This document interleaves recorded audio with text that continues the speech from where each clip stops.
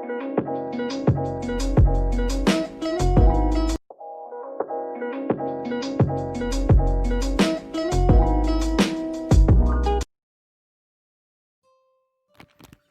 BC International Tbk awal berdiri pada tahun 1983, merupakan perusahaan penanaman modal asing dengan nama PT Bright Indonesia Seed Industry, bergerak dalam bidang produksi benih pertanian yang berlokasi di Jalan Raya Parwates, Desa Sumberagung, Kecamatan Pelosok Klaten, Kabupaten Kediri, pada tahun 1994.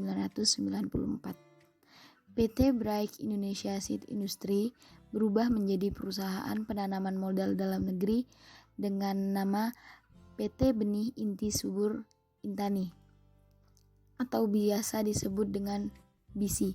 Pada akhir tahun 2006, PT BC berubah menjadi PT BC International Tbk pada tanggal 28 Mei 2007, PT BC International mencatatkan diri pada Bursa Efek Jakarta untuk menjadi perusahaan terbuka, yakni PT BC International Tbk. Perusahaan ini menawarkan dan memasarkan produk seperti jagung, sayuran, buah, benih padi, biji-bijian, serta produk beras.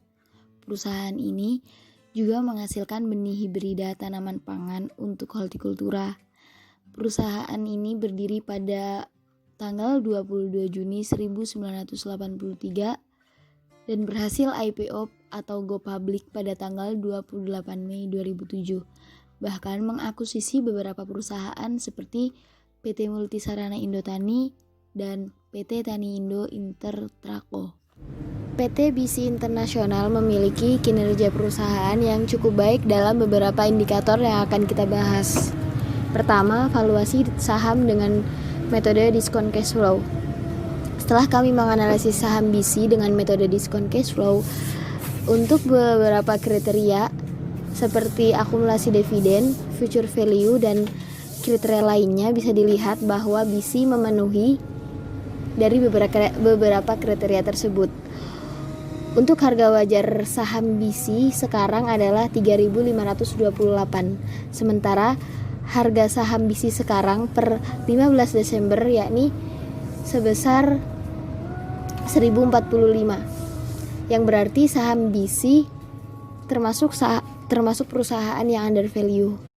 Bahkan analisis margin of safety-nya di atas 35%. MOS pada perusahaan BC adalah 70%, yang artinya sangat memenuhi dan layak untuk diinvestasikan para investor. Kedua, analisis liabilitas, aset, dan pendapatan. PT BC International bisa dilihat cukup positif dalam finansialnya. Contohnya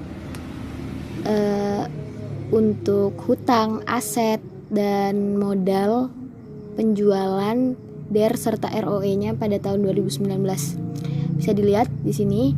Untuk liabilitasnya sebesar 624 miliar, aset sebesar 2,94 triliun, modal sebesar 2,32 triliun, pendapatannya sebesar 2,3 triliun, debt equity rasionya sendiri sebesar 18,98% dan return on equity-nya sebesar 8,68%.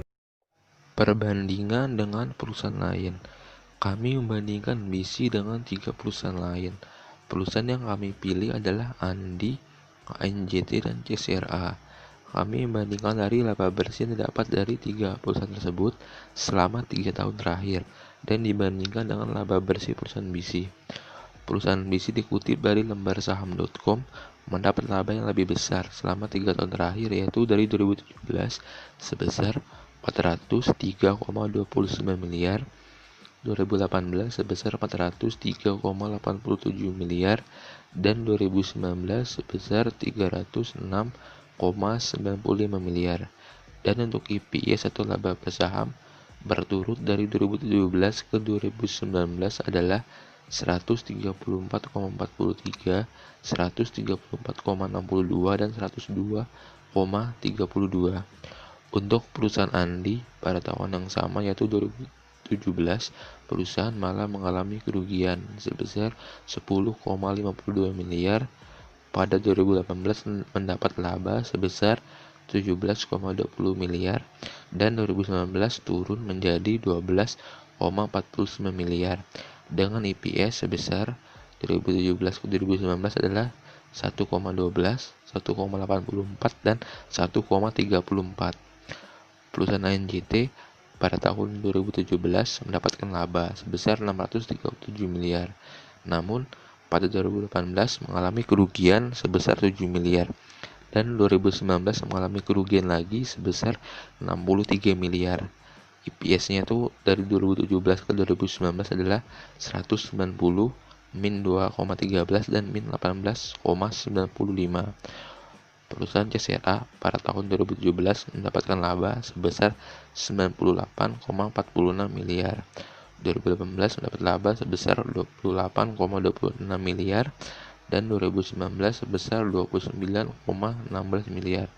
Sementara itu, EPS dari 2017 ke 2019 adalah 48,03, 14,6 dan terakhir 14,22. Bisa dilihat bahwa perolehan laba perusahaan. Kesimpulannya, PT BISI Internasional Tbk memiliki laba perusahaan yang lebih baik dari ketiga perusahaan pesaingnya.